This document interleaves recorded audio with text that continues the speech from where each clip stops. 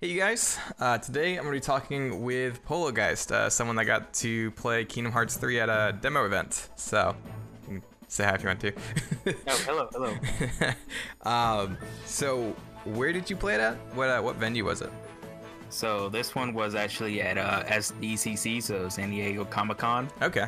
and it was, pretty awesome. So did you go to the con just to play Kingdom Hearts, or was it kind of just like a all-day event thing? No, it was actually like I've always wanted to go to SDCC because there's always something going on there, like a lot of like reveals for other games, movies, and that kind of stuff. And I made it a mission to go, and it just happened to line up perfectly that, oh hey, they're gonna have Kingdom Hearts 3 here. Because back when I first got the ticket, there was no mention whatsoever of Kingdom Hearts 3 being there. Oh, really? Okay. Yeah. That's so that was awesome. kind of like an added bonus. Yeah. I think Black Ops, I don't know if you play Call of Duty, Black Ops 4 I think released some zombie content at SDCC. Yep. But so anyways, so how did it work? You had to grab a ticket and then come back to the... Oh, okay. So basically, what happened is that when you show up to the booth, you have to wait in line, but you get a ticket, and basically on that ticket, it gave you like a time slot. So it's, for example, mine said 4:30 p.m., meaning that, oh hey, I'm gonna be allowed to play this demo at 4:30, but I have to be back at that booth at that time, or maybe a little before it. That way, I would be guaranteed my spot, because if I did not show up, I would have forfeited my spot, and it would have gone up to like the next person afterwards. Gotcha. And what Imagine time? how sad that'd be. Yeah. What time did you pick up the ticket? Oh, I picked it up early in the morning, like at 9. Oh no! Oh my goodness, that's crazy. So you have this ticket of like 8 hours later? Yep. And I had to show up early for that too, just to make sure I would get into that line early enough to be able to get it. That's crazy. Because I know I had heard that there were some people that got in a little late and they had to wait till the next day. Oh really? That sucks. So was there a bunch of like Square Enix staff there that you got to talk to, or was it just kind of like a assembly line? I mean, it was a little both. I don't think there were that many Square Enix staff, just because I might have seen like one or two, and they were just basically there to, give the whole spiel of, oh hey guys, welcome. Here's the demo. This is what's going to be available to you guys for you guys to play. There's how much time you have. If you have any questions, feel free to ask. Did you ask any questions? No.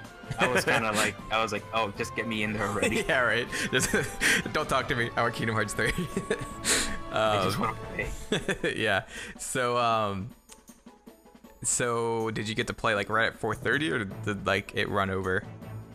It ran over just a little bit. I mentioned this to you on the stream that I was doing a bit ago, but like when it came to my time to actually play, I actually made sure that I left one of the booths that I was at.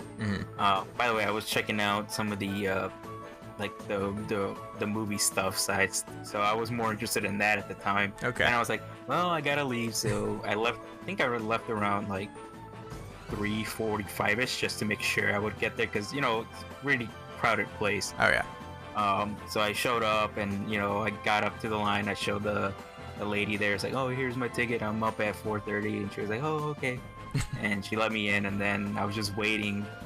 And and there's the part I mentioned on the stream the other day, is that like I got up there, and I was the guy that was in front of me was playing, and his time was running out, and I was kind of like, is it my turn yet? Is it my turn to play yet? Yeah. And like he was really into it, so I didn't mind him playing a little longer, just because he was like this guy was just like, I don't know how to describe him, but he was very energetic, so I don't want to bring him down. Yeah. So I was like, oh yeah, finish this up and then we'll switch out. Oh, so it didn't cut off right after an hour? Yeah. Because I think for the most part, everyone got like between an hour 20 to an hour and a half to kind of play for a bit. So there wasn't just like a time limit that like would just cut you off? Oh no. Oh, okay, interesting.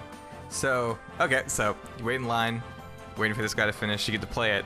So what is some of the first few thoughts you had like while you were playing? All right, so when you get up there, like you're basically given the two options. Do you want to start off with the rock tying boss battle, or do you want to jump straight into the toy box story? So you don't have to play both. You can play one or the other, or both if you have the time. Yeah. And so naturally, I was like, well, let's go through the progression. I'll start off with the tying boss battle. Okay. And so you get in there, and right off the get-go, you know, I'm sure you've seen this a lot. You know, the cutscene where they run into the Titan, and then you have to start the whole wall climbing section, right? Yeah. How did that feel? Now, I want to preface this by saying that first of all, you know, I'm absolutely in love with this game, and I know it's gonna be probably better by the time it comes out. Yeah. So I do have some nitpicks here, but they're not like overall. I think it's great. So wall climbing.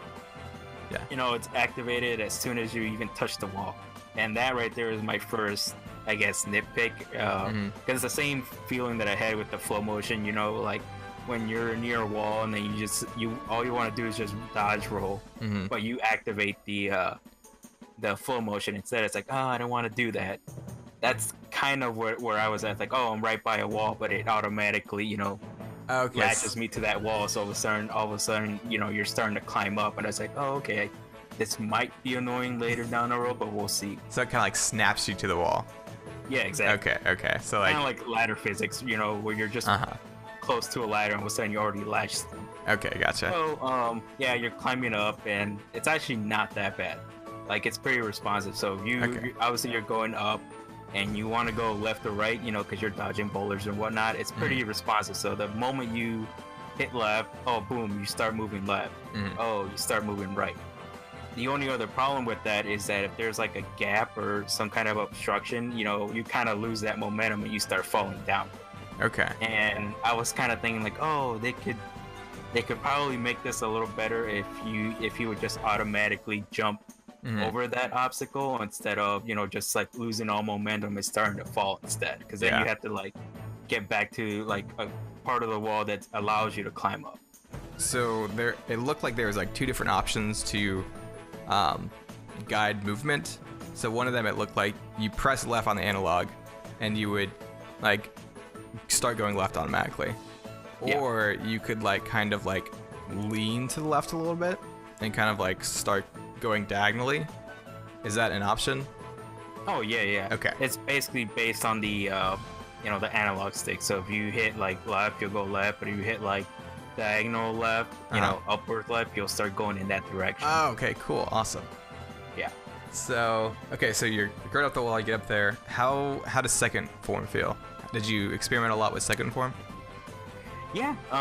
That's the thing too. It's like I'm still not 100% sure about how these forms activate entirely, because it feels to me like, oh, I'm just hitting connecting combos, and all of a sudden, boom, you get that the situation command to go into second form. Yeah. As far as second form though, it really almost does feel like you're playing like the Kingdom Hearts 2 Sora again. Really? Oh, that's awesome. Yeah, I like the sound of that. Yeah, because, you know, then that's about as close you're gonna get to like a really good combat system. Yeah, it's true. Just saying. Oh yeah, no. So the other thing I can't really figure out either for that too is like how you get the combo finishers for that. So, you know, like I think in one run of me doing second form, I ended up getting stun impact. In a different one, I ended up getting, you know, Sonic Blade. So I'm like, okay, I don't know, like if it's just situational or if it's just like a specific amount of combos that I'm supposed to do. Yeah. So when I think I might be wrong about this. I think when you trigger your second form, you start out with stun impact, and then after you do a combo and fill up that situation command bar with those lines, instead of like showing second form because you're already in second form, when you fill up that bar, it'll change your finisher to the next one. And so I think the line is stun impact, Sonic Blade, Ars Arcanum, and so you have to do like 3 or 4 combos to get up to Ars Arcanum. I have to remember to try that. I was gonna say that like the only thing that I guess was confusing for us was that, you know, all the abilities were already preset, so we don't know if it's gonna be like Kingdom Hearts 2, we can like turn on and off, you know, combo modifiers. True. But as far as the air combos, and I had mentioned this before, and I know a lot of other people have as well. like I would almost rather stick with ground combos just because I feel like, well, air combos are really powerful because they felt that way. And you look at it, you can tell just by looking at like how much damage you're doing compared to, you know, ground combos. Yeah. They just take a little longer to execute. If that makes sense. So like after each hit, you're still like, floaty. oh, sorry, go ahead. Oh no, I'm sorry. Like, you know, everyone uses that floaty term because, you know, you trying to execute a aerial finisher, but yeah, it's a little too slow. Yeah, because I think after every hit, you're just like, you're not going down, you're kind of just like staying in the air. Yeah. So, okay. That's scary. Like, especially if you're doing like a level 1 run of this game, which I'm pretty sure there's gonna be one. Oh yeah. Well, because like there's no momentum, and so like I feel like it's hard to like to move around or like to try to dodge attacks. The one thing I feel like they may have introduced to like help with that floatiness and that gap between combos is you can dodge, I believe. I don't know if you can air slide.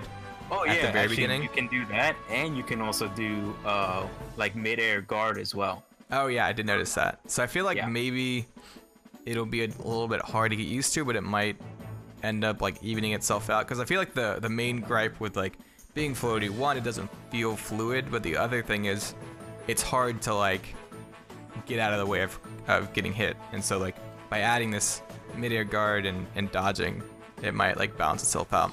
Although I do like Kingdom Hearts 2 combo system where like you do a combo and you're back on the ground pretty fast. Oh yeah, you're so it might glued right back.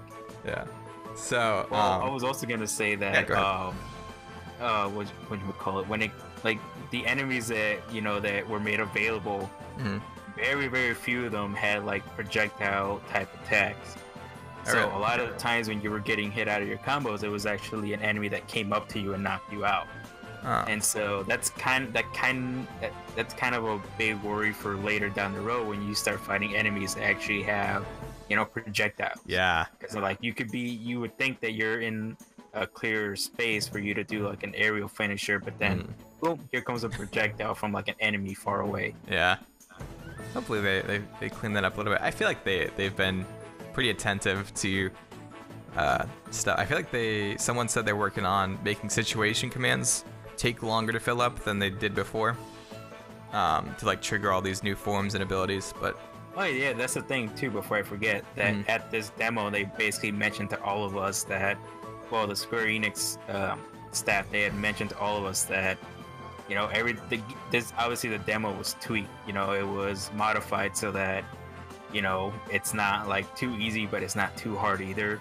So that includes like they kind of tweaked the situation command and all that good stuff, and the magic damage output, physical damage output. Okay. So that we're not like chipping away at health. So it's basically like, even though you're starting off at level 1 in this demo, it's basically like you're fighting on beginner mode at level 50. Oh, interesting. Okay. I mean, that's the way I saw it. So you get up to the Rock Titan. How was the fight? Did it feel like you were like just hitting? Well, I guess it doesn't really matter because it was a big enemy, so I guess there wasn't really a lot of stagger. But how did fighting a boss feel in Kingdom Hearts 3? Well, it was interesting just because it kind of brought back memories. I don't know if that's what they were going for, but it brought back memories of like fighting the Rock Titan in Kingdom Hearts 1. Really? Where, you kind of beat up the legs and then you kind of progressively move up and start attacking the head. Oh yeah, I forgot about that actually. Yeah, like that's the first thing that came to mind. It's like, oh, okay, so this feels exactly like that, because you have to take out his legs first, get him to stagger down, and then you go for the weak point for massive damage. Yeah. Oh, that's awesome. Yeah, but as far as like the actual attacking, like it didn't feel slow. It didn't even feel repetitive either, because it was one of those things where like, you attack, and eventually he does, fight back, and he does like it's basically revenge value brought back again. Oh, really? You can only do like a certain amount of damage before he starts retaliating again. Oh, awesome. And that took me a little bit to kind of, to understand, because I was like, because I started working on one leg, and I noticed that he retaliated after a certain amount of damage. I'm like, I'm gonna try that with the other leg and see if it's the same thing. Yeah. And it was. Oh, it's interesting. I haven't heard that yet. That's really cool. Okay, so you take out the Rock Titan. Did you get to play the toy box at all? Oh yeah. Okay. That was basically the chunk of my time playing it. Really? Okay. How long did the Rock Titan fight take you then? Like the Olympus level? Like a few minutes. Really? Okay. I wanted to say maybe like a good 10 minutes. Oh wow. Okay. And keep in mind that we had like an hour, hour and a half-ish to kind of do all this, so the toy box was really like the big meat of it, pretty much. Yeah. So starting out, like, what was your like main form that you used in toy box? I personally like the yo-yo. I forgot what it was called, but it was the Monsters Inc. Keyblade. Yeah, Smile Gear. Yeah, Smile Gear, and then using like the yo-yo form and everything. Like, I really love that. Really? And like, I'm sure you've seen the shot lock for that Keyblade as well. Yeah, you like shoot your yo-yos into like portals that come out and hit people. Yeah, that was my absolute favorite one. Like, I just kept on spamming that one over and over again whenever I had the chance. So what was and that's actually a good thing. Sorry, go ahead. Oh, go ahead. What was the shot lock for twin yo-yos when you like were just in base form? So like when Just you in base form? So when you're locking on, you have two options. So if you don't lock on to the max, it'll do something different than if you max out your shot lock. Oh, it was just basically, tossing the yo-yo around in front of you and all. That's pretty much it. Oh, really? Yeah. Interesting. Okay, because I don't think they had shown off what it looked like before, because No, it was pretty just simple, just tossing it in front of you. Okay, so even in base form, you would transform into twin yo-yos to do any shot locks with it. Oh yeah. Okay, gotcha. And you were saying something you wanted to bring up, kind of interrupted you. Do you remember what that was? Oh yeah, like it was a good thing that you couldn't really spam shot locks and all that good stuff, because obviously you had the focus gauge and all that stuff, and then you had to like build it back up in order for you to do it over again. So that's actually something that I did like, because if it's something that you can constantly spam over and over again, then there's really no challenge to it. Yeah. Okay, so twin yo-yos. What did it feel like your attacks were stronger while you were in power form then, or like was there? I think I had mentioned to you before that like when you're using magic in magic form, magic is stronger, and it's the same thing with when you're using the power form as well. Really? Like, okay. You can tell that there's a significant boost in stats. That's awesome. So is it just to? Okay, so say you're in power form. Does your magic feel stronger as well, or did it just seem like it boosted your attack stat? Oh, it was just attack, straight up. Oh, okay, interesting. So I don't even think I used magic when I was in power. Oh, really? At least when I was playing through it. Okay, interesting. So maybe each form does like an attribute boost for its respective form. That's cool. I mean, that would make sense because they did that with, with Valor and Wisdom and what's the other one called again? Master form. Did they really? Yeah, like Valor form was more focused on physical, so your physical stats would do better more so than your magic, because you couldn't use magic in Valor. Yeah, sure. Okay. And then in Wisdom form, you do more magic because you can't really do physical damage. Yeah. So were there any so what kind of playstyles were like with power form? What was like some things that stuck out like while you were using power form? Was it like better for like mob fights, or did you feel like it was easier to like take out one-on-one enemies? If that makes sense. I think for power form, you're more likely suited to use that for either like big enemies or like bulky enemies, if that makes sense. So like, okay, you got like the large bodies, like they're probably a good use for that power form. Okay. Because obviously like they have like that whole thing where like, you can't attack them from up front, but you can attack them from behind. I kind of felt like power form can actually pierce through that guard armor and then just go behind it and just finish it off from there. Oh, that's awesome. Oh yeah. And so because I also had a lot of fun fighting like those giant. I don't even know. I can't remember what they were called, but they were like the giant like robot things, toys or something. Oh! I know what you're talking about. Yeah. And so did it feel like it was easier to like keep mobs under control with power form, or did it still feel like you were getting hit out of combos a lot? No, I was getting hit out a lot. Really? But that could have just been because I was playing a little sloppy. Gotcha. Because like in the moment, like I'm kind of like I'll give you like an idea of like what was going through my mind while I was playing. So I had the controller controlling Sora, and then I'm looking directly at him. Like I'm looking at what he's doing. Yeah. Glance down at the command menu, glance down at the HP bar, and I'm not looking everywhere else. Yeah, I bet there's so much going on. It's hard to kind of focus on anything. Yeah, because like one of the things that I was really glued on was looking at the situation commands and seeing which ones pop up when. Yeah. Oh, yeah. It seemed kind of random when like friend abilities would show up, like the Toy Story bottle rocket or like duck flare. Was there any like rhyme or reason to that, or they just kind of like pop up? I have no clue.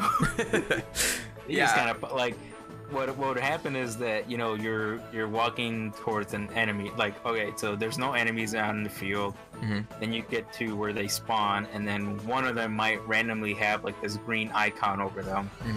Hit them, and then that'll activate one of those situation commands of like, oh, use the rocket, or do like the what is Donald use force flare, and then I was about to say Donkey, Goofy with the with his smash.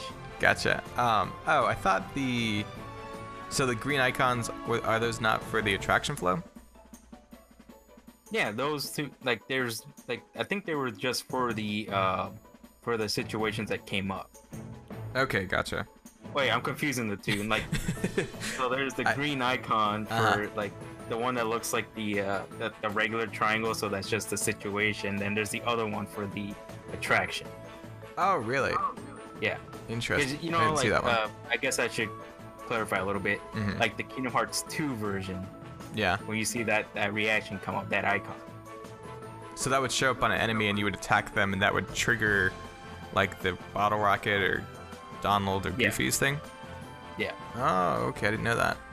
It was weird. Gotcha. And then how far did you get through Toy Box?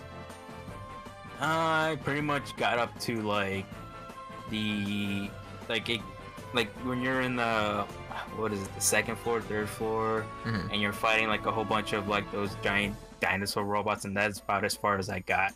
Okay. Does it mainly because I spent the majority of the time like not only just fighting every single enemy I could fight in the area, but then also exploring. Yeah. Well, that's what I really like about Kingdom Hearts 3 is it looks like combat is there's so many different options that it never like feels like not fresh. Because like a lot of times like Kingdom Hearts or Kingdom Hearts 2 were like one of the spin-offs, like it feels monotonous, like you're doing the same thing over and over again. But like with Kingdom Hearts 3, it feels like there's so many different options that like it makes combat fun again, I guess. Oh yeah. Like I love the fact that you know, you can literally switch styles in the middle of fighting enemies, and I think everyone's seen it before where like, oh, you transform with one Keyblade, but maybe you don't want to use it right now, so switch out to a different one. Yeah. And then you're doing a completely different style and going in at it from there. So did you ever switch from like Hyper Hammer to like Mirage Staff? Like did you ever have like two transformations that you switched between? No, but I should have. But I did, because I did hear that like, oh yeah, it saves your transformations between switches, so I was like, that would have been a good thing for me to try out, but I because of the way I work, it's kind of like, oh, I'm only doing one thing at a time instead of trying to do multiple things at once. Oh yeah, like coming back in, there's like so many different options and ways to fight. It's like hard to try out all of them, I feel like. No, I kid you not, there was actually someone, I remember watching them for a little bit, that they were like switching between all three transformations within like a few minutes. Like they were literally just like zipping and zooming and trying everything they could. That's awesome. Good thing is, no lag. Really? Oh, no input lag? Yeah. That's awesome. Instant. Cool.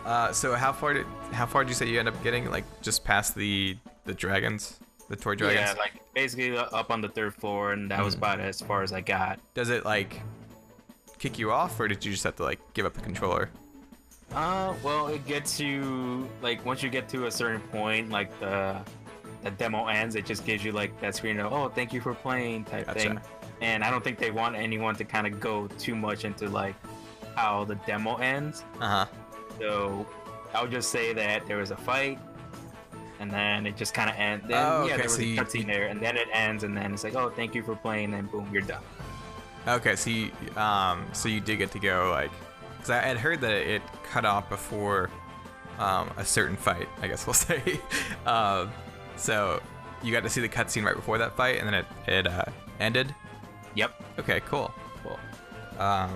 So sad too. I was like, oh, because I didn't know which cutscene it was when I was going through it. So, because even the guy before me, he didn't even get that far, and so I was like, oh, I don't know if this is where like where it's supposed to cut off, or if it's gonna be like later down the road. So I was kind of like anxious the entire time. Well, that is all the questions I have. Thank you for doing this. Oh yeah. Like I just want to say there, anyone that ever anyone that's ever wanted to go to any kind of convention, you should definitely go. Not just because they might have your favorite game there, but you should definitely go for the experience. Yeah, I really want to try to get to one on the East Coast. I think that'd be a lot of fun. So if you guys want to, Polo does you do extended soundtracks, right? And you're doing one for Kingdom Hearts 3. Oh yeah. So if you guys want to hear that, I think he said he's gonna be working on that like the first week that Kingdom Hearts 3 comes out. So go over and subscribe to him if you want to hear that awesome music. Which won't be until January 29th. I know. It's gonna be the longest wait ever. But thank you guys so much for watching. Hope you enjoyed. If you did, why not consider sharing this with someone? And I will see you in the next video.